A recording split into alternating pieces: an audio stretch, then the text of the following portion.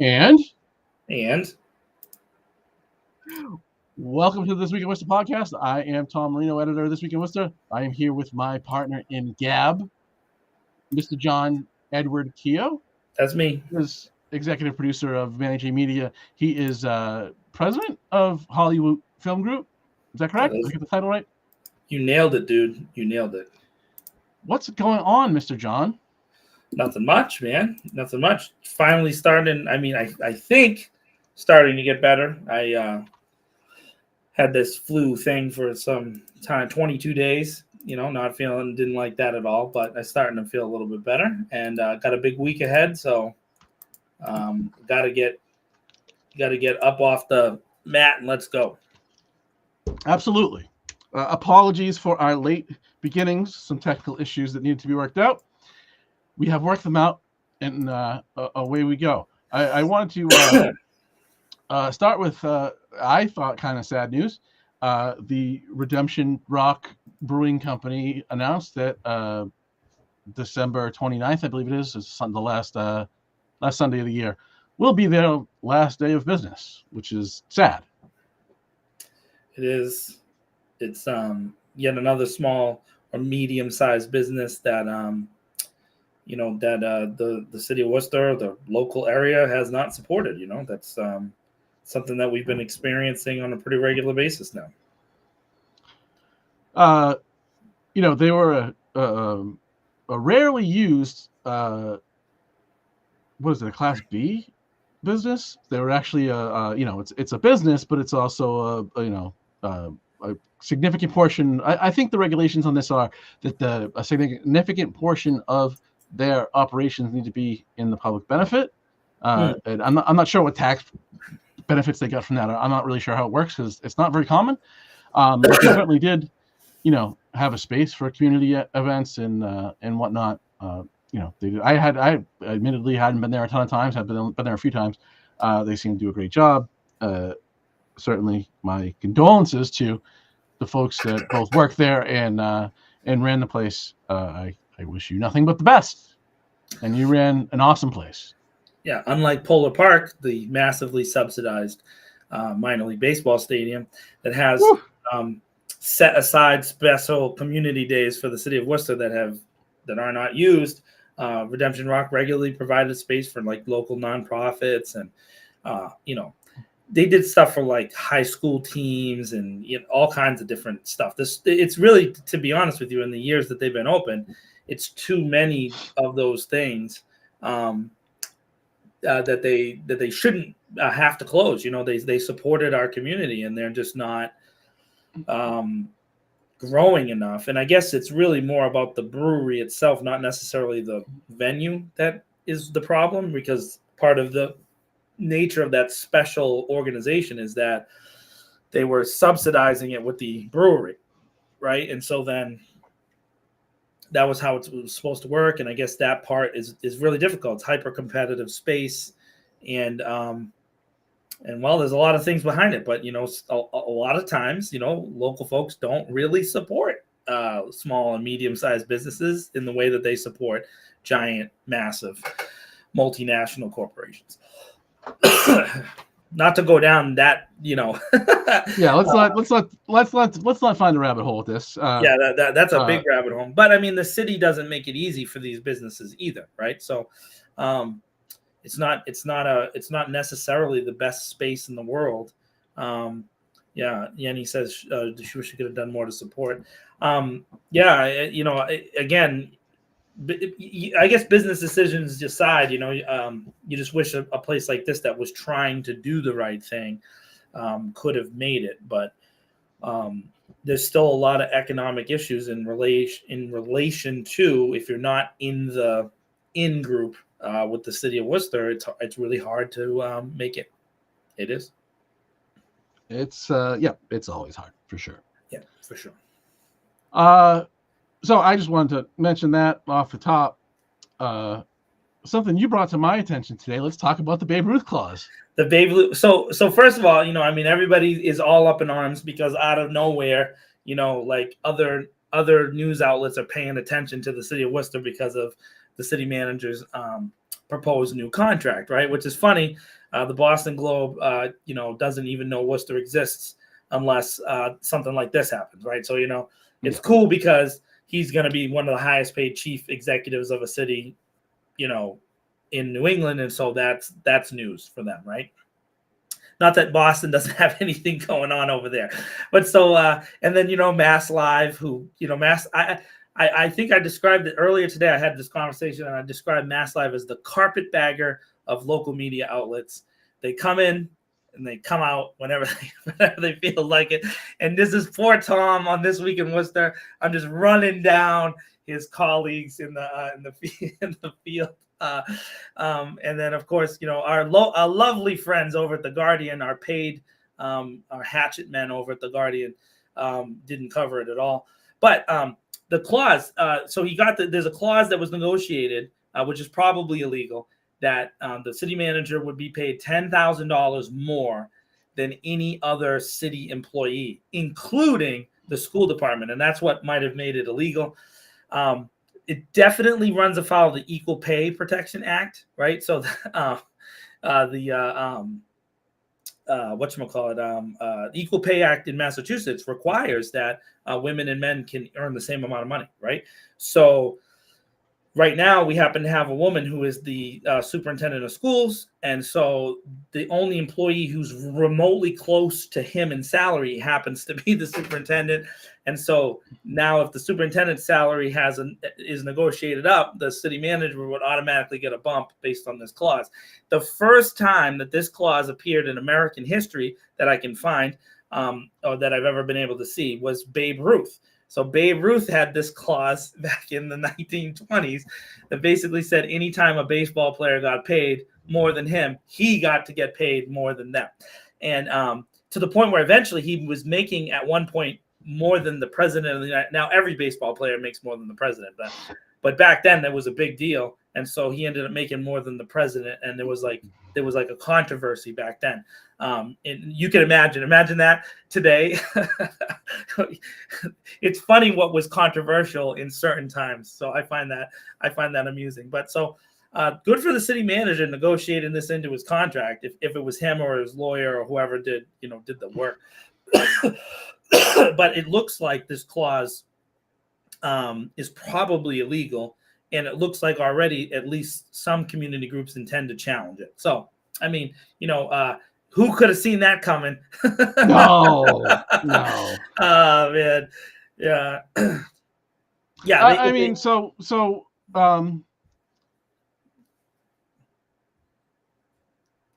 Yenny says she heard that there could be a change in wording that could keep it around. That was what the rumbles about the executive session were. With that, that's what they were going to use it for, was to change the wording. So this is my point. I said it on Hank Stoll's show on Wednesday. I said it, I think, in the piece I did about this as well. Let's play hypothetical, right? Let's just say, whatever it might be, of some sort of medical reason or a technology reasons, something in a field that people are highly paid. And let's just assume for a second that we all agree that, something needs to be fixed. And we need to bring in somebody from one of those fields. And those fields are very competitive, of course. And so let's say, we need to keep, somebody going to be around 5 years. It just makes more sense to make them an employee than a consultant for 5 years, right? Because that could run afoul of laws if it's done improperly. Right. So would it make this person an employee? But the market says that they should make, $500,000 a year, make $500,000. No. So, and let's just agree, for just the sake of argument, that it makes sense to us all that they're going to hire this person. Right. Makes sense. We're all for it. We're all for it. Hey, they can go work somewhere else for that money, so we should just pay them the money because we need them, and we agree this is needed. It just costs the taxpayer $700,000 because you now have to give Erica, the city manager, a $200,000 raise. Pretty much. Not only that, though, it's the dumbest thing I've ever heard. It's the dumbest thing I've ever heard. It's great. It's actually great. It's great. It's great. Also, if you notice, the severance package was extended from 6 months to 12 months. So actually, this is the first ever municipal contract that's $1 million contract. It's a 3-year guarantee with a 1-year severance if he's fired at any point. So he's guaranteed the 3 years, even if he doesn't make it through the 3 years. And if for some reason he was let go, he gets a 4th year So he signed the first $1 million contract in Worcester's municipal history. I mean, to me, like, I can't be mad at him for negotiating this contract. I don't blame. Listen, he should like, do. It's great negotiation. Right. He should do what is best for him and his family when it comes to negotiating his own personal contract. I don't understand what the other side of this negotiation is doing. So they've lost their minds. Well, it's a little tone deaf. Not we looked it up. I think there's only one other municipal employee who makes more than him, and it's the city manager in Cambridge. Right? Is that right? I think that's what. That's correct. So there's one, at least of executives. I don't know. Maybe somebody somewhere. As far as the city manager position, he'll be the second highest paid. But in the city, he has to be guaranteed that highest rate. And what Tom said is right. So if we ended up hiring a chief of police, for example, that was like amazing and was going to do amazing things, and their salary was, $700,000, we'd have to give Eric $710,000, and so that it automatically and so the problem is that Mo Bergman has asserted that he is an attorney and he's the head of the committee that negotiated the contract. So they are not pushing back at all. It's not an issue of non-pushback. It's an issue of you have city councilors think they know what they're doing, and then the city councilors voted against having an attorney, so that's on them. So like I don't feel bad for them if they don't have an attorney. They voted against having an attorney. And by the way, in this particular situation, the city manager supported them having an attorney and actually said it multiple times during city council hearings. And so, which Tom wrote about earlier this year and pointed out on multiple episodes of our show, the city manager gave them the chance to have an attorney and they still said no. So that's wait a minute, back up. They don't need his permission, first of all. Right? No, but he was very magnanimous in his wording. So I think the way that went down actually was, because city council is allergic to having employees for some reason. Well, first of all, they can only have technically 2 employees, the clerk and the auditor. Right. That's why its current employees actually technically work for the clerk because they can't work for the council because it's a charter issue, because the charter is the worst document that's ever been written in human history. Tell us how you really It's really a piece of garbage. It's really a piece of garbage. And so what they, somebody had tried to take a step down and say, well, if, was there some money so we could go to an outside attorney if we wanted one? Right. Which of course, see, now we're in a rabbit hole, which of course means that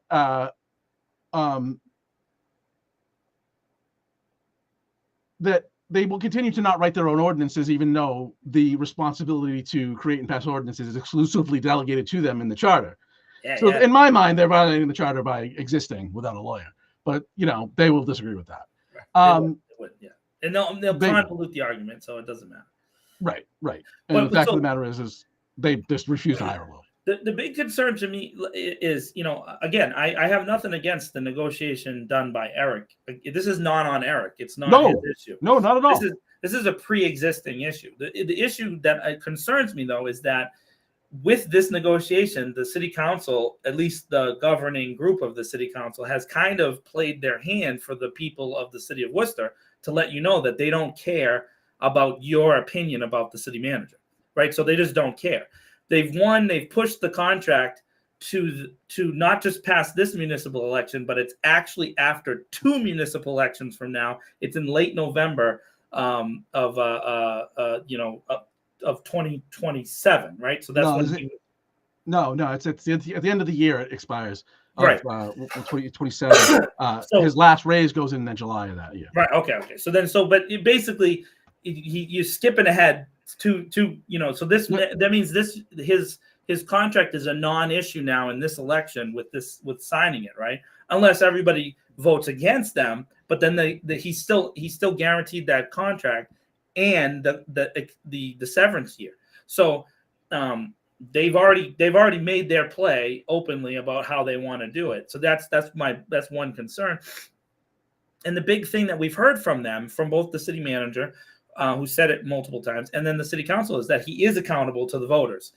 And so, but they've made the move to push it past the voters really being able to make an impact, except if there's charter change, and then that would be the big issue. But of course, charter change in this case, although we're hopeful the mayor will hold to his word, would be on the next ballot, and then we would have a commission elected after that at some point, right? So there's multiple stages of how this would have to go down. But realistically, they've put Eric out of the reach of this next election, and that's really the biggest concern. It becomes, this is not really a democracy in our city at all. We have an unelected person who has a significant amount of power, who's, as far as I'm concerned, I've started to look at Eric in a different way than the city than in the past. Over the past month, this dude is just outplaying all of them. He really truly is. He really is. He's smarter than all of them. You do realize that this contract that he's negotiated almost pays him more than all of their combined salaries. Yep. Now look, stupidly, well, let's put that in context though. So stupidly, they're part-time. They shouldn't be, but they are. So they only make 36. The mayor makes a little more because he's, because of his position. Yep, the mayor makes but I mean, it is laughable money for the especially for the amount of work that district councilors do with constituent services. It's a laughable amount of money. And it was, look, it's if you look at its design, I don't know that it was designed this way, but if you look at the results, I mean, who can run? People that are retired or have businesses primarily. Right. But you have to have a second income to run for city council, realistically. Right, because it's not a part-time job. No. Right? City council is not a part-time job, even though it's framed as a part-time job. So the residents of the city get the short end of the stick in that way. Yeah. And then, the city manager controls basically everything that the city council is allowed to know. So really, they're just presented with his perspective and his justification for his policy. There's not really a lot of,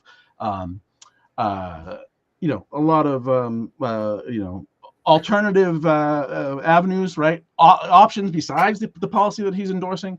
And they refuse to fight about it.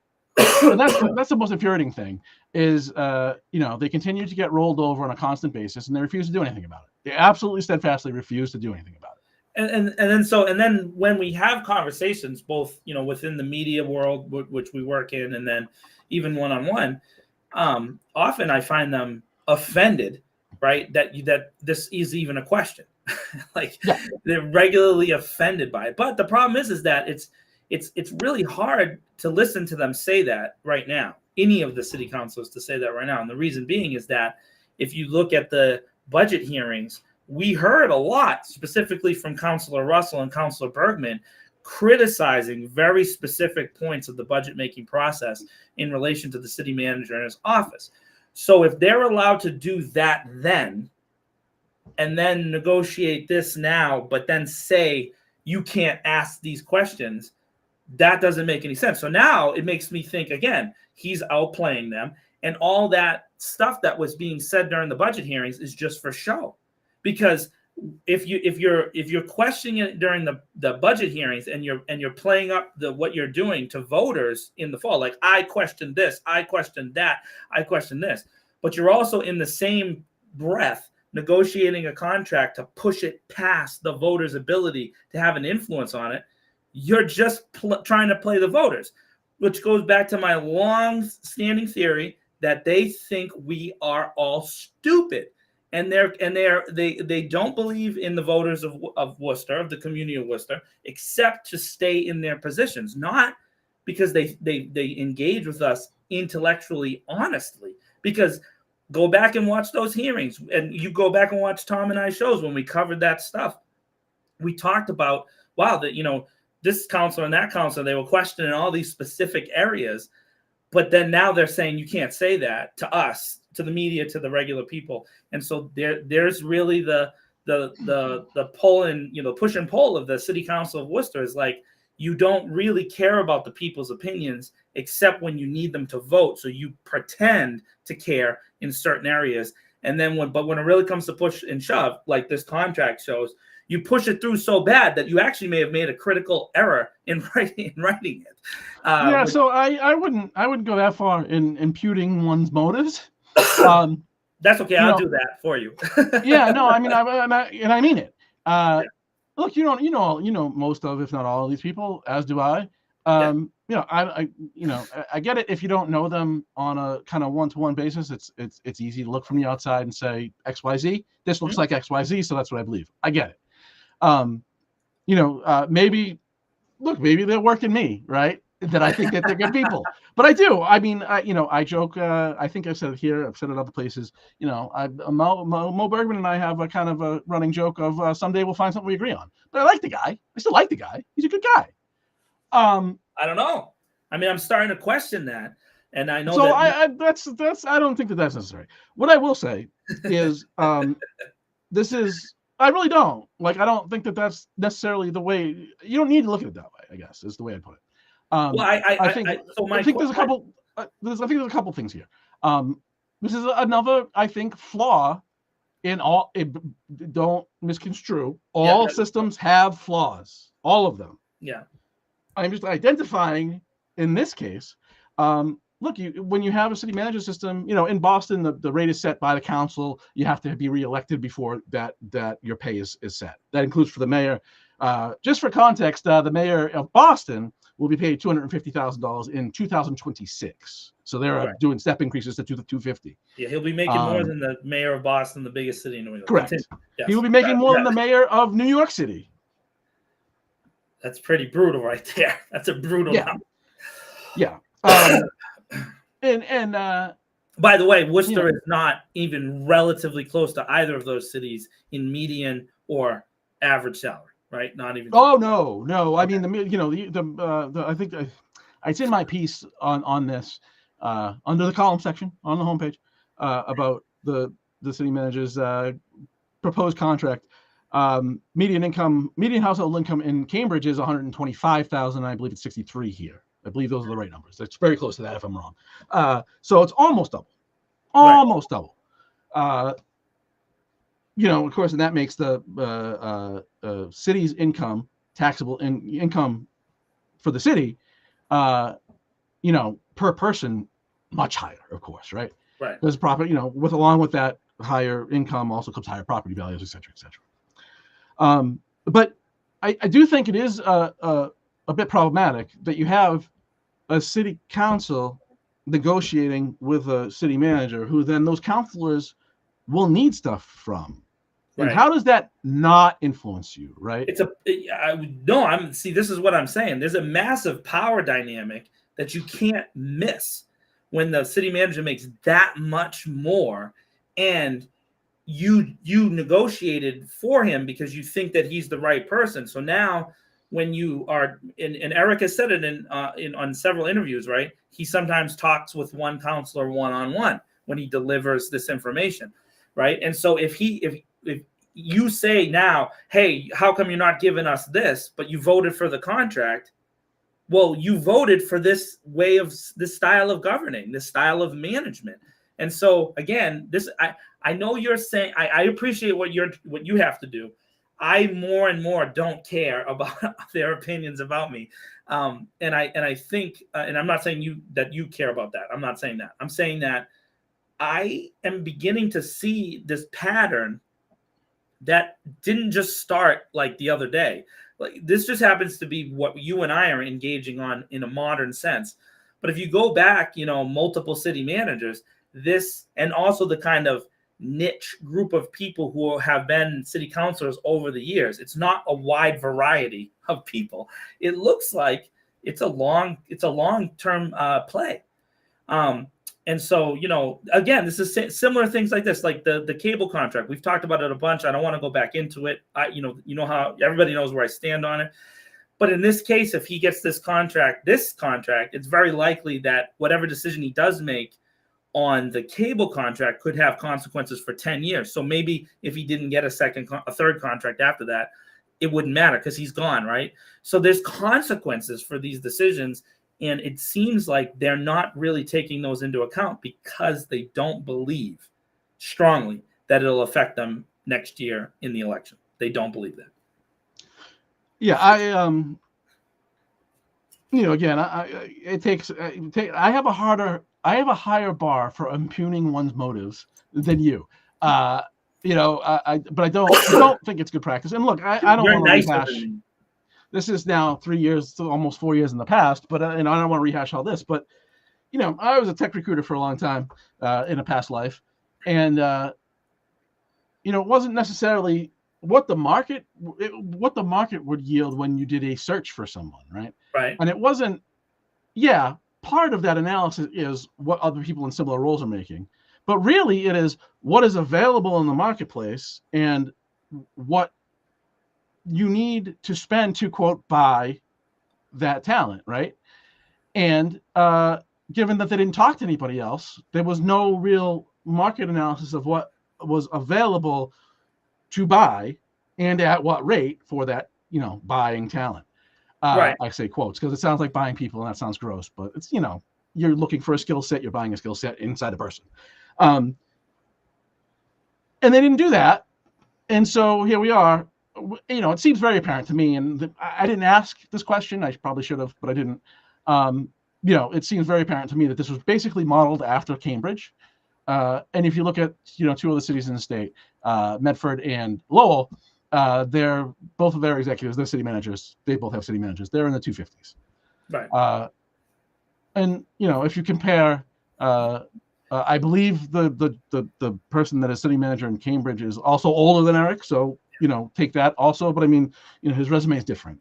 That's true. He's done a bunch of stuff. Eric's young, and so there's that. Yeah. I will say this though, there is some competitive leverage that he has in that. Who else is going to take this job? Well, I mean, they could find, it's not like they couldn't find somebody, right? Yeah, but most likely the person I'm just saying, the way that. But is it the relationship, the cozy relationship they have? Right, exactly, because likely they'd have to go outside of the city to be able to find someone with a similar skill set. As I understand it, there's a lot of departments that are being operated by the city manager's office that wouldn't normally be operated in that way. There's a lot of decision-making power concentrated in that single office. And I don't want to get into accusing people of stuff, but anyways, there's a lot of concentrated power and authority. And so normally you would see less of a hands-on approach from a city manager if there was another person in the city manager's structure that could handle some of his jobs. In fact, under Ed Augustus, Eric had a huge portfolio because he had some of those skills. And if you go back even further, under Mike O'Brien, Eric also had a big portfolio then too, because he had those skills. So he's been long looked at as this kind of administrative person who can handle a lot of roles and responsibilities, but there doesn't seem to be anybody else that they view in the city structure as that. I'm not saying there's no one that doesn't have those skills. I'm sure there is, but I'm saying that they don't view it that way. And so the city, you can't tell me that the city councilors aren't also influenced by that thinking. It's a very small building. I know they get frustrated when they say I have really great sources in there, and it's amazing how often I'm able to say things in advance. But it is a very, very, very tight-knit community within that building, and there are very few people that are, I would say, are outside of the traditional power structure. They've been there for a long time. There's not a lot of new hires, if that makes sense. And so that's how that building is operated for, I don't know, probably more than a decade. And so I don't know that they could find someone to replace him in that sense. And so then he can negotiate from that position and say, well, who are you going to get to replace me? And so then but they played themselves into that position. Yeah, they did. They put themselves in that position. And then now he gets to negotiate out of that position. Again, I'm not upset with him. I think that he's done a great job. I would negotiate in that position as well. Again, I do not blame him. I do not blame him for getting every dime he can and doing what's best for him and his family. Yeah, I don't blame him at all. To bring back the baseball clause up, I'm never mad at a baseball player. I think it's hilarious when fans get mad because a baseball player went, like Mookie Betts went to the Dodgers, through the trade because he wouldn't sign the contract with the Red Sox, and then he immediately signs a contract with the Dodgers. There's Red Sox fans are like, oh, Mookie Betts. No, you're an idiot. He negotiated exactly what he needed to negotiate, and good for him. He got exactly what he wanted. And so I don't feel negative at all that he outplayed the team owners who are all multi-billionaires. Like that, I don't care about that at all. And in this case, though, you have a group of power, kind of consecrated power. They're not billionaires, but they really want to hold on to that power. And so he's just going with what they're making available to him. Good for him. You know what I mean? I can't be mad at that at all. I think it's funny. And that clause is just amazing. It's just amazing. Yeah, that's ridiculous. I mean, and I don't know that this would be getting that much attention if it wasn't for that. If they didn't put that in, this probably would have, I would have wrote about it, but I wouldn't have. Yeah, I had a headline that said his next deal is absurd, or whatever I called it. Now, I will say this, that there is a chance that I think there's some city councils that want to vote against the contract, but this goes back to the power dynamics in the city. You can't vote against it. You can't vote against it, especially if you're a district council. You can't vote against it, right? Because if you vote against it and then you need something from him, you voted against my contract. Good luck getting the street paved. Yeah. Or exactly. So it's probably going to be an 11-0 vote. And I also, for the city councilors that probably feel marginalized, unless the city councilor is leaving. And, I know that there's some rumors now kind of brewing now because we're getting closer to election season, Worcester style, that there might be some city councils that might be, heading in a different direction. Right. So, that's the likely only time you're going to see the votes go against, the city manager's contract. Right. Yeah. It's tough to be in a gang. Jesus. So I don't really understand what we're doing. I guess I think without the, I was reading it and I'm going, yeah, this is pretty ridiculous. And then you get to the $10,000 clause and you're like, are you bleeping kidding me? Yeah, you kidding me? They just wrote it. They wrote it the wrong way. And then, and I'm glad that some local people picked up on it because it was just so obvious. Like it was just so obvious. I think that it was gonna get something of coverage because of the amount, right? Because $300,000 city Worcester salary, right? That's high, or at least we all feel like it's relatively high because compared to the lowest paid employee, there's a huge gap, right? So the guy who you published the list of the city salaries last year, maybe. Yeah, I do every year when they come out. Yeah, but I think the lowest paid employee makes like $35,000, so they only make 10% of this guy's budget. So it's like, there's really where you're looking at this gap. There's a big wage gap, and it looks bad. So and look, it's a big. I also put in my piece that 21 was the last full year Ed was city manager. He made a lot of money that year. Eric Batista as assistant city manager. Now, first of all, the city manager is a huge job. It is. And it is day and night between assistant city manager and the city manager. You are a person, you are one of one as city manager, and it's all on you. So, just what he has to deal with us as the media, that in and of itself is another level, right? So I get it too. Listen, I do this, I write, I also do the stuff with Hollywood. So he has to deal with me like film permitting stuff, all that kind of stuff. And then of course, I'm Manny's executive producer. So I often am the cameraman as well. So, he has to deal with me all the time too. And so I get it. Just dealing with me, he should get like $20,000 a year. Just being along. But in 21, the last full year he was assistant city manager, he made 119. He's going to 303. I feel with 305 or something. Yeah. It's big bump. In 3 years. That's a huge job. Now, again, does he deserve a considerable amount more for taking the big job? Absolutely, without question. I just don't. This just seems modeled after the city manager in Cambridge, who's not only has a Harvard MBA, but then has a list of things that he's run that is a mile long, right? Yeah. And he happened to live in Cambridge. He's lived in Cambridge for a long time. He had a job at Harvard. He ran some stuff, and he's older, giving him more time to run stuff, right? But it's it just seems like this is very much modeled to give him just short of what the guy in Cambridge gets, and I just think that's that's not market rate. That is just we'll just use the guy in Cambridge.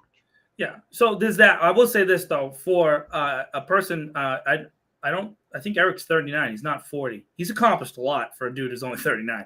So I do want to give him credit, but it's only the structure of look, Worcester, right? So taking that city manager job that's not a 10% raise. Okay, like it is considerably much more responsibility, thus should be much more Right. pay. I'm just saying that, there doesn't seem to be Colleen. any care for what this guy, like just give him whatever he wants, and that's absurd. Yeah. I do want to just really quick, and then I'll shut up. I just want to point out, Yenny real time looked up for us. The mayor of San Francisco makes 364 and change, and she said that multiple city managers in California, in the top 10 biggest cities, or not, but multiple city managers in California make over $500,000. Different market, of course, but it is good context. Yeah, makes sense. California is a differently structured state as far as the way that the municipalities are arranged, but the city managers out there are similar, at least in responsibilities. I know that most of those cities and towns, the police and the school are like organized separately. It's a little bit different than the way we have our city structured. But that's comparable. So he's not making as much as the California guys. That's cool. Yeah. Yenny. So there's a whole story. So Quincy bumped their mayor up to 285, and he was at like under 200, and then they bumped him to 285. Yeah, but there's a specific reason behind that Quincy bump. Yeah, and under public pressure, they're now going to wait for a whole election cycle before they kick that in. Right. And the Somerville one too. yeah. So he will become, at that point, will probably be the highest paid mayor. But the highest paid city leader, I believe, is the city manager in Cambridge, who makes $315 or $313. Yeah, significant amount. He's in the last year of his deal too.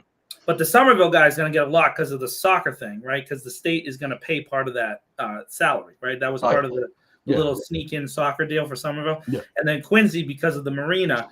So there's things like involved. Like, it's funny. It's similar to what we have. We just don't have a waterfront to like really deal with. But there's a lot of developer-related things happening in those towns and cities in Massachusetts too. So if you dig into those politics, you can see why those bumps happen. It wasn't just like it wasn't a straight voter-related thing. There was reasons behind it. So. Yeah, and just last thing on Cambridge, they have. I think I have 111,000 is sticking in my head. It's all in my piece. I think they're at 111,000 though. Work was at 207 according to the census, and they have a bigger budget than we do. So that's the difference in economic ability here. Yeah, and that's also based on property value, because the property value in Cambridge is of course, compared to us, and so they have a much higher tax base than we do. Yeah, absolutely. That seems like a good segue into. I don't know if it was heard. I don't know if it got held or what. I don't remember hearing about it during the last meeting, but there was an item about renaming a street after former city manager Ed Augustus. Tone deaf. Our city council is tone deaf. Tone deaf. Tone deaf. How? So wait, I have a question first. Just ridiculous, man. If we're gonna have to discuss this, right? Yeah. Does it then? Is it too much then? Does that then make it legitimate that we have to have a conversation about his record? Or is that too harsh? Should it not matter? He's gone. What do you mean? He's the housing secretary development. Amazing to me. Yeah, which blows my mind. Yeah. Yeah, absolutely blows my mind. Yeah, I mean, it's ridiculous, Tom. I just don't understand it. And again, this goes to you. I know you say this about them being not. This looks like they look stupid for doing this. It's stupid. Like, why would you do this now? Why are we doing this now? And it's almost like, the city manager's salary thing. Like, we're going to do this, and then maybe we can pop this bad boy in there too while we're doing it. Like, why do you need to do this right now? Why now? Like, what's the impetus? Is Ed Augustus about to die? Is Ed Augustus like, oh my goodness, he's facing death. We got to name a street after him. Why do we got to name streets after unelected officials? Like, what the heck? So now, this sets up at the whole thing, right? Because Michael Bryan is still hovering around the universe because of his real estate relationships here. And now we're going to just name it after. Let's go back in time. Let's go to every city manager and just start knocking streets down named after them. Meanwhile, this year alone, the fights that people have to go through to get ceremonial names attached to streets, and the fact that, I can't help it. I'm friends with Jen Gaskin. getting Dan that part of that street named after Dan. It was originally there was some racist stuff being thrown around there. Like, I don't even know this person, whatever. I'm not even going to get into that with specific city councilors. But then it got kicked to a committee. And realistically, I can say this only because I was involved with it. I lobbied the crap out of George to get that thing, and so did a bunch of people. And so I don't want to pretend that it was just me, because Jen fought, and family members and the whole Caribbean community, like, they went in there and they really, really pushed really hard for that. But that's what they had to do to get a little tiny street sign over a part of a street. This proposal, again, is not, it's like, oh, it's just going to go through. We're just going to do this. Boom, bang, bang. It's like, why? What are you doing? What's the point of that? And why do you make it so hard for everybody else to go through these things? It's like, it shouldn't be like this, Tom. It shouldn't be. It's unnecessary.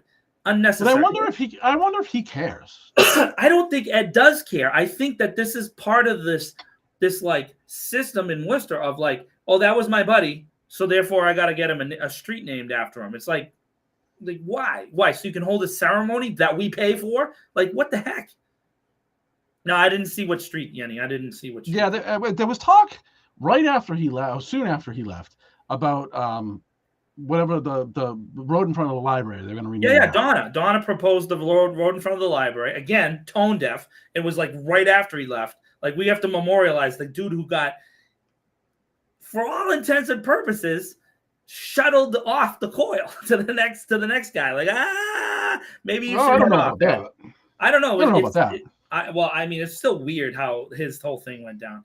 Anyways, it doesn't matter to me. It doesn't matter. But this is the second proposal. And it's like, is there nothing going on with your constituents that you could address other than this dude getting a street name? This is the second time. I don't know who proposed it. I don't know. I didn't check which counselor sponsored it. But again, this is what's important. This is what's important, is getting a name distinct. It's like, okay, whatever. You know what? So I propose a Tom Marino way and a Manny Alvarado way. Let's change Hooper Street to Manny Alvarado way.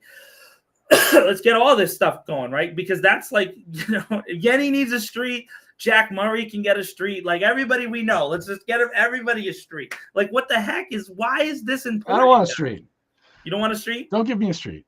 I don't want one. I don't know. Shrewsbury Street can be Tom Marino way. That would be dope. That's kind of Italian, right? Let's do that. No. We need to find like the shortest street in the city that has no houses on it or something. Like, it's just like a crossroad or something with no houses actually on, has an address. I'll take that street. Colby already got hers. That's great.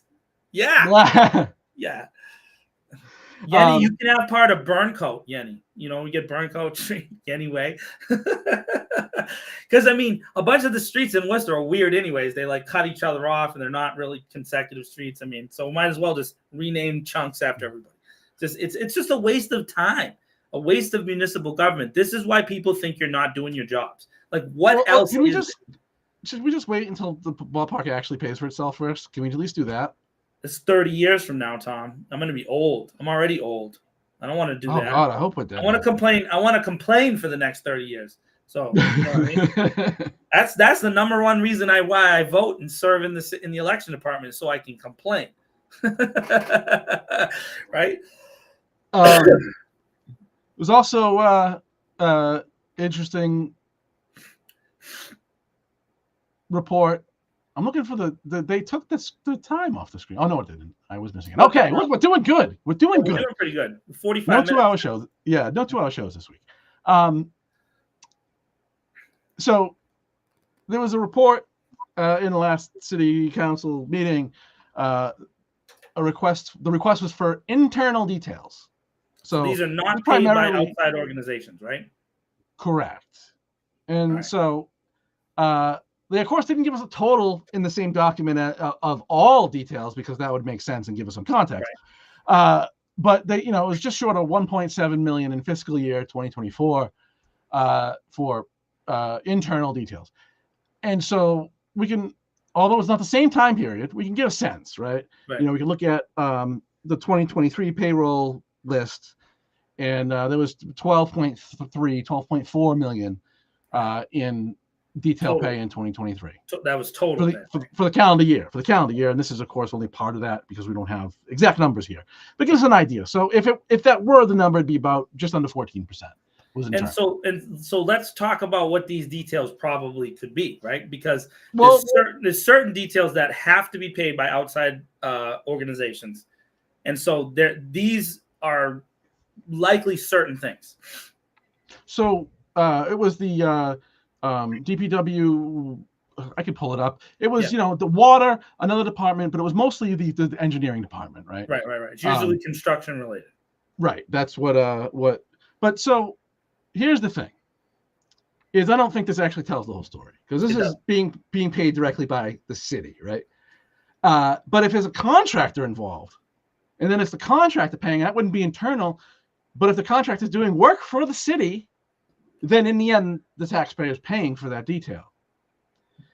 If a contractor, for example, such and such paving company or whatever, is repaving a road, and they need details, well, in the end, the city's paying for it, right? Right. Fair point, Yanni. Sometimes it's a split with utilities or it's utility companies for sure. What I'm saying though, in general, is this doesn't tell the whole story. This actually does not show us how much taxpayers are paying for details. That's right. So, we listen to these conversations in the city council, and then these things have been hashed out a lot. One of the things that they talk about is like the Polar Park details. Okay, so the Worcester Red Sox have to pay the city for those details. However, the city is subsidizing the stadium to the tune of a bunch of money. So is that a wash? You know what I mean? Yenny brought up the utilities. Okay. At Chandler and Park, the city owns those interchange boxes, right? And when we were discussing the cable contract, we discussed which boxes are owned by the city, which are owned by the different companies, right? So National Grid owns some boxes, Verizon owns a lot of the boxes, and then the rest are owned by the city. Usually where you see there's an intersection, that's usually owned by the city. And so if Verizon says, hey, I want to go down Chandler Street and start laying the FiOS, right? Technically, the city owns those boxes, so then the city would be paying that detail, right? Even though Verizon might be paying the detail all the way up to Webster 5, right? Then the city pays for the detail for X, and then they start again. So there's like a lot of weird accounting here where things are mixed and matched, and it's really hard, like you said, to identify what goes to where and who's paying for it. Yeah, and it's absurd. It is. It's all absurd. I mean, the money they get paid for standing out there is absurd, and it is really a backdoor subsidy to what is, at least at a starting wage, is gross, right? And the really hard thing to deal with is that when you actually see the border towns, almost all the border towns, not Auburn, so I can't include Auburn, but when you go to Shrewsbury, they use flagmen for construction stuff. So it's literally right across the border. There is usually, and by the way, flagmen are not like what the police. All my police friends get mad at me when I talk about this. But flagmen are usually the same people that would be hired by the city. It's usually retired or part-time officers who are older, who then are getting these jobs anyways. Like, it's not like in Millbury at the 146, right? All those are active duty police officers, but they're mostly the older officers who are on part-time duty anyways, right? So it's not necessarily like whoever the young gun is. So there's other towns that have managed to figure out how to do that and do it kind of with clarity. And then to me, the big thing is, why not just solve it and make it clear? Make it one sheet here, one sheet there, boom, boom, here's what's going on. And then people can argue about the number, but at least it wouldn't look like there's any non-transparency going on, but it does. And it does look like that. And I feel like it's caused by the city council again, because of the way they do the accounting, which is, again, ceded to the city manager's office. So again, it's a lot of weird stuff. But the most important thing there is that there's absolutely zero oversight about it, over any of it. Yeah, there's nobody checking the books, really. Yeah. We have an auditor, but I mean, it's a bean counter. No offense to the auditor. I don't know him. Seems like a nice guy. But he's a bean counter. He's not actually doing any investigation. He's counting the beans. But I will say this: it's funny.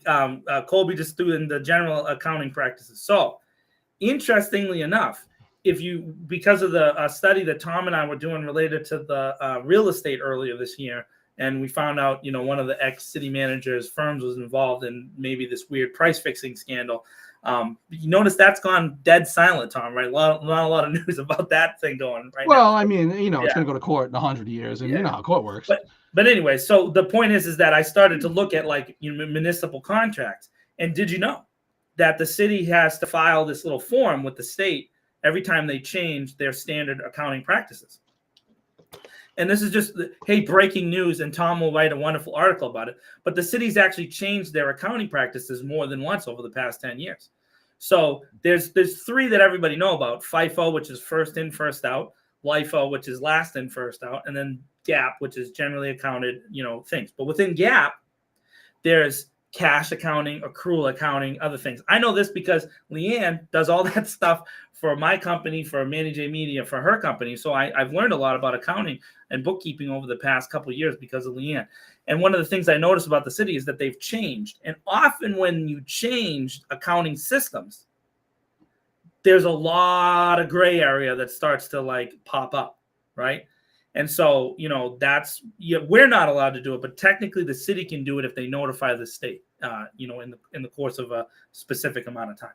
So they've done that a lot. And so it's really hard to track the numbers because you're looking through one system that says X payment was made on X day, but then you go back 3 years and you look on another way and another way and another way. And it's like, hey, what's going on? And the auditor also, there's an outside firm that they hire to audit the auditor. Who gets paid a bunch per year. Anyways, a lot of it's just a redundancy. Yeah, it's a lot of fuzzy stuff. Yeah, fuzzy numbers. Yeah, when are we going to stop being old Worcester? I don't know. To me, so I do. Again, I want to give credit to to Eric, to City Manager Batista, when he says that he wants Worcester to become the best managed city in the world. I do too. Think it's a great idea. However, to get there, these kind of things that allow people like me and Tom to question it mean you're not being managed the best way, right? Because it opens up questions that are unnecessary. Now, you could still be stealing and robbing the taxpayers blind, but presenting it in a way that's really transparent. And so it's harder to get away with, right? Like New York City on a regular basis. They got some really clear accounting practices post 9/11, right? And those accounting practices really show how much they're taking the city taxpayers for. But they present it every year, and so the newspapers kind of leave them alone now. They don't really question that. They focus on other stuff and more, scandal kind of stuff in the mayor's office and the other places. Whereas here in the city, we're focused on these numbers, these tax incentives, and why this was handed out and who's getting this and all these other things that just look weird because they can't keep their paperwork straight. Well, yeah, I mean, so obviously that's important. Watching where the money's going, that it's being spent in the ways it was designed to be spent and being spent efficiently. So I'm not so. I mean, maybe I'm naive. I'm less worried about corruption necessarily. I'm more worried about good practice. When you see, and look, the federal government is a disaster. But when you see a congressional hearing and people have to come, a lot of it is showboating and nonsense. But I mean, there is an actual oversight function there, right? Yeah. And most importantly, Congress has the right to information from the government, from the executive branch, has the right to gather evidence. Subpoena power. Exactly. And we don't do that here. Our committees are kind of useless. Now that's too far. So they're taking they're taking the stuff out of city council proper with 11 members and taking a look at it as a smaller group, making a recommendation. That's fine. There's nothing wrong with that. It's more efficient to do it that way, for sure. But there's no oversight going on. I mean, and my biggest gripe with the city manager, and he probably thinks that I can't stand him. That's just not the case. But my biggest gripe with him is this fight for no oversight of the police department. And there's this, it seems to be a growing feeling on within city council that, Post is going to do that. Post is the federal, the state level what is it? Professional, I forget what it stands for, but it's basically Yeah, yeah. they're licensing, they're giving licenses to police officers, which they can then revoke. Yeah. They're absolutely useless. Okay. They are absolutely useless. It was designed to be useless. It will always be useless. It will end up being like SORB, the Sex Offender Registry Board, which does absolutely nothing but maintain a database that's inaccurate. Okay? Yeah, it's got full of people that aren't actually on there or dead or whatever. Yeah, there's all kinds of stuff with that thing. Yeah. Don't, it's coming. But so Post is worthless. I asked them months ago now, went through their media people, and I said, it was a very simple question. Has there been any investigations? I don't want to know where they are, what they are. I just want to know, has there been any investigations that were started by Post and that came to a conclusion that led to a revocation? No. They pointed me to the law. They wouldn't tell me. They said that was because could be an ongoing investigation. Okay, so I try to phrase it different ways, and we had a couple back and forth, and then the last time it was just like, here's the law, you can read it. Right. Post is worthless. Yeah. Worthless. It was designed to be worthless. It will always be worthless. Well, I think a lot of those kind of organizations. The thing is that I do have some hope in this, in that in the few times that Acting Chief Saucier has been called to the city council, sometimes he says things that go against what the city council has just been telling us we can't ask. So sometimes he answers questions in an honest way, right? And I'm not saying he's always honest, and I know people have been on me and Tom because and Manny because we're pro Chief Saucier, but again, this is the one guy, and the establishment of the police department tried to take him down. Just want to point that out, right? That seems to be willing to say honest things. And so my hope is that as this thing continues to work itself out, maybe he'll just make a decision that makes it happen and produces the report internally versus this weird convoluted system that just doesn't give us clarity on it. Because I at least on my part, I don't want to talk about police details anymore. I want to talk about more important stuff. But because it keeps coming up with this not clear information, I'm hopeful that that Chief Saucier will handle it and produce the right report. Because I know that it's not going to be done at the city council level, because there's people at the city council level who will block that information. They'll even block Chief Saucier. They'll argue with him, even though he's telling them, no, I'm the chief, I'm telling you. Like, it's crazy. But it doesn't make any sense. It's like, so when we get an honest officer for the first time in a long time who wants to do the job the right way, we now don't let him talk. It's that blows my mind right there. So, and look, it gives me some hope that that the city manager is firmly behind Chief Saucier. But the way you got to give him credit for that. That's him right all the way. So we have, first of all, our committees don't have any power to do any oversight, for one, and then two, it's okay to be supportive of the police department. Certainly, perfectly fine. I just don't think that somebody who's overly supportive of the police department, almost, in excuse of any fault, should lead the public safety committee. That's true. It's a difficult position, But yet they can't really do any oversight, so it really doesn't matter. Listen, it's funny because I got into this argument on Facebook as I am wont to do sometimes this week with a local organizer. I don't want to bring his name up because he's not here. But anyways, don't. Yeah. And he goes at me and he's like, you're critical of the police. And I said, well, no, I just hold the police to the standard that's on the side of their cars, right? That's really what I really think about, is that's, and it depends on which city. Sometimes it's just serve and protect, or protect and serve, blah, blah, blah, blah, whatever. The point is that if you become a police officer, you should be held to a higher standard. That's it. That's all I'm saying. Same thing with running for city council, running for public office. Once you make that decision to say, I need to step out, you're held to a higher standard. I said last week that if Maureen runs for mayor, I would run for mayor, and with a shirt that says I'm against Maureen. I did say that, and I kind of mean it, like 71% of the way. But I also recognize that if I ran for mayor, that then I would be held to a higher public accountability standard. Just with you alone, Tom, right? You're my friend. We've known each other for a long time, and I enjoy my working relationship with you. But as a journalist, you would be required now to go at me like hard because I'm your friend. You like I would deserve that like that's a basic minimum. And if I got mad, I definitely am not qualified for the job, right? You know what I mean? Like, you're my friend. You're not asking me because you're trying to run me down. You're asking me because you're a journalist. Manny actually asked me this question the other day. He was like, "Oh, I heard you say that. What would happen to Manny J Media if you actually ever ran for an office?" And I said, "Well, you treat me the same as everybody else. You'd have to hammer me and jump down my throat with some questions." And I can't get upset about that.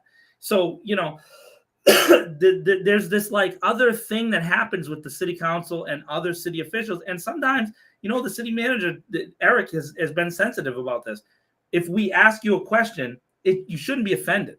Now, if I come out and say you're some name, you can be offended. That's normal. Yeah. You're a human being.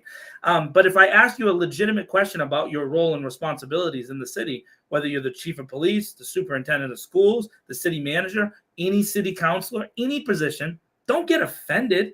If you're offended, you shouldn't be in that job. You really shouldn't be in that job. So, you know, oversight is a good thing. It's a great thing.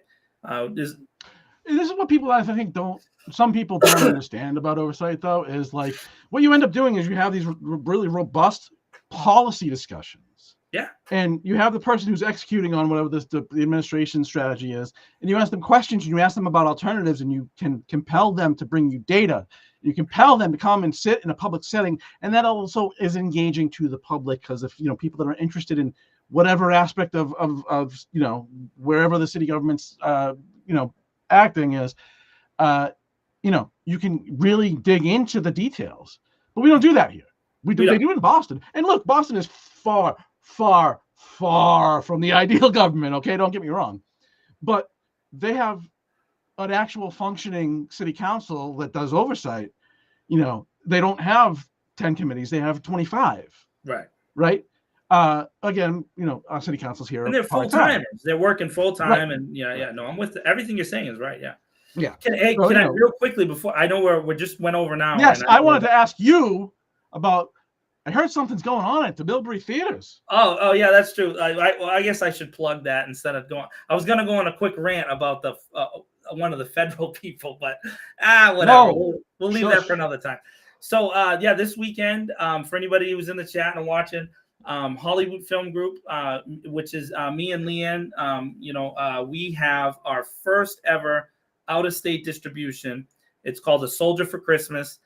This is an independent film that was made in Michigan, and then we helped to finish the project to get it done. You know, they had got it almost to the end, and then Leanne and I helped them finish that project. And so we got it at the Blackstone Theater in Millbury this weekend, December 6th, 7th, and 8th. Each day there's 5 showings.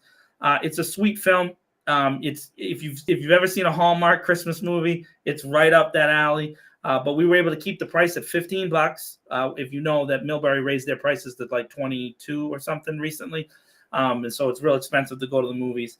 You know, take your friend, take your person, take your family. It's a fun movie. It's not overtly any particular message. It's just about, you know, a family kind of going through a struggle with one of the people in the relationship being deployed. And so it's a very interesting, it's modern, you know, so they got like to date on the phone and that kind of stuff. You know, you can check out the trailer at hollywoodfilmgroup.com, or you can on any of my Facebook. I've been posting every day, annoying everybody. But yeah, and get your tickets as soon as you can. There's still some discounts for the Black Friday, Cyber Monday thing that go through tomorrow, I think. I don't do the tickets. Showcase does the tickets. So you can go on and get, you know, use your points or whatever to get tickets. And we're hoping to sell out, you know, and this is about my commitment to the city of Worcester. I'm not only am I making film here, but I'm bringing films into Worcester and getting them in our theaters in our area. You know, I wish there was a big movie theater in Worcester to do. There isn't, and so I can't. You know, I would have put it in Showcase North. You know, yeah, but that building doesn't exist. It doesn't exist anymore. So this is the closest thing I can get to a multiplex for you, Worcester. This is what I got, and so go check it out this weekend. And it's times all day, because I know everybody's times. One of the things Leanne and I wanted to make sure happened was you can go at noon or you can go at 9 o'clock. So if you wanted to go early in the day because you're older or you have a family, young kids or whatever, or if you want to go later on with your honey, you can go at 7 and 9 o'clock. Check it out. Awesome. I think Congratulations. Thanks, buddy. On that. That's awesome. Opening the film at the big boys, the big boys palace. A lot of hard work, man. I didn't realize how hard it is, and I learned a lot talking to theaters. And and by the way, we just got it into a theater in Poughkeepsie, New York. The lead actor Joe Barra. This is how independent films work, by the way. The lead actor Joe Barra, he actually booked the deal with the theater in Poughkeepsie, New York. So that's a Regal Cinema out there. So now we're in Michigan, North Carolina, New York, and Massachusetts. Hopefully coming soon to Toronto, Ontario, and New Hampshire, Vermont, Maine, Rhode Island, Connecticut. So I'm working on all those deals pretty much every day. Awesome. Yeah. Good stuff. All right. So we got to end this with the best part of the show, Tom. Everybody's favorite part. The people on X. I know there's some people still on X. Most people have moved to the butterfly thing. There's people on YouTube. There's people on Facebook. They're all waiting with bated breath for the most important part of the show. And that is where I ask, does anyone in the movie get shot? And if they do you use there is military scenes in the movie, Sean. So go check it out. No. Sean, always starting trouble. The best part of the show is when I ask Tom about his favorite things. Right? His favorite things, and we do it different. Here's a perfect segue from the Soldier for Christmas to this one. Tom, what is your favorite Christmas movie? Oh yeah. This is a hard one, folks. Everybody in the chat. Did we already do this? No. We talked about whether or not Die Hard is an actual Christmas movie. All right, fair enough. Yeah. So, the cop-out answer would be Die Hard, but no, I won't go with that.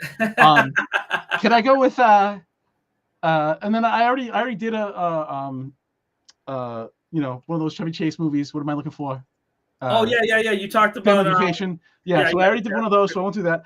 I'm gonna go with it. I'm not gonna remember the name of it even. I'm gonna go with Dennis Leary's Christmas Thief movie. What was that called? What was that? I don't even know. It was so bad. Oh, let's find that. Oh, Dennis Leary. Oh, man. Sean will probably know. Shawnee D. He knows all the movies. Let's see. Dennis Leary Christmas. It's called The Ref. That's what it is. Yep. Yeah. It was terrible. In a great way. Yeah. It was a good bad movie.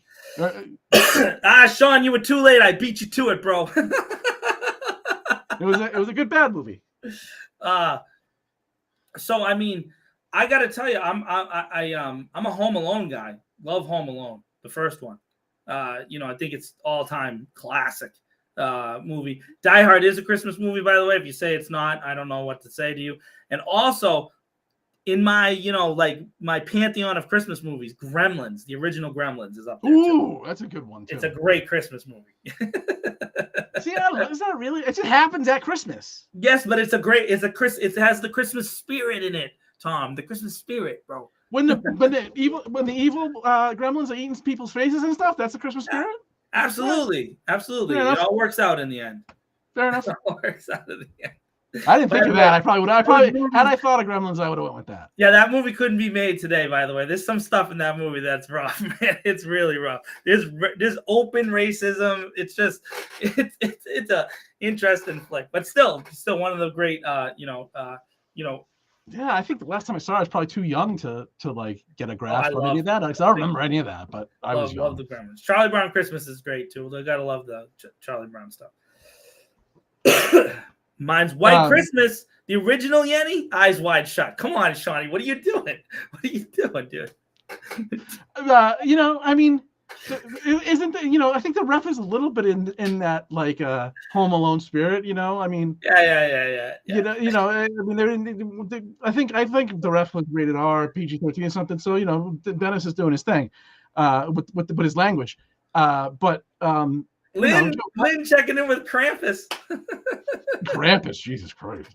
But Pesci in Home Alone's the loudmouth, whatever. I don't know. Yeah, I was make false equivalency. I think it's a great time. By the way, it's perfect time to talk about it because Thanksgiving's over, and now that here's the real Christmas time. I know a lot of people get mad when 92.9 starts playing Christmas music the day after Halloween. They don't like that. Yeah, no, that should be considered terrorism. That's great. Those great. When you hang lights or put up your Christmas tree. Yeah. Or play Christmas music, especially Santa before Black Friday, you are a terrorist. Is that what it is?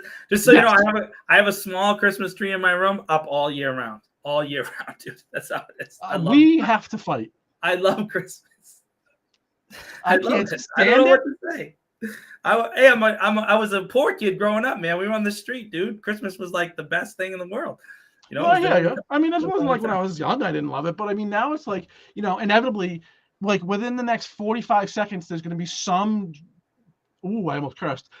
person somewhere on the earth talking about the war on Christmas again because somebody said happy holidays. And I'm going to want to cause harm to myself. I find that to be, by the way, for those of you who don't know, I guess I'm moderate. There's no such thing as being, conservative in Massachusetts, but I guess I would be moderate. And I have a lot of friends, that are pastors, and I have this conversation with them all the time. And I say to them, you guys all sound ridiculous because it's ridiculous. It's just stupid. It's absurd. Hey, speaking of which, though, if you want to get a song different than the Mariah Carey song, there is original songs in this movie, which is kind of like our calling card. And there's one called Jingle My Heart, which you can get on Spotify and all the things right now. Go check out Jingle My Heart. You might like it. It's a little earworm. It gets into you a little bit. You know what I mean? But it's not as bad as the Mariah Carey thing. Not as bad, which was never good. How did that become a song? It's never been good. It was not. She makes fun of it, and everybody still listens to it. She's making fun of you guys. I don't get it. Anything else, sir? That's it, man. We did pretty good. Yeah, 113 I'll take. Benny, take your people. Go see the movie. Yes, go see the movie. Thank you to everyone that commented, asked questions, added comments, etc., etc. We will try to screw it up less next week. Yeah, we did all right this week, though. Not bad. 13 minutes. Yeah, we'll take that.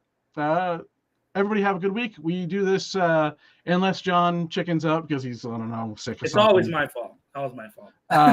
We do this generally every Sunday at 8:30.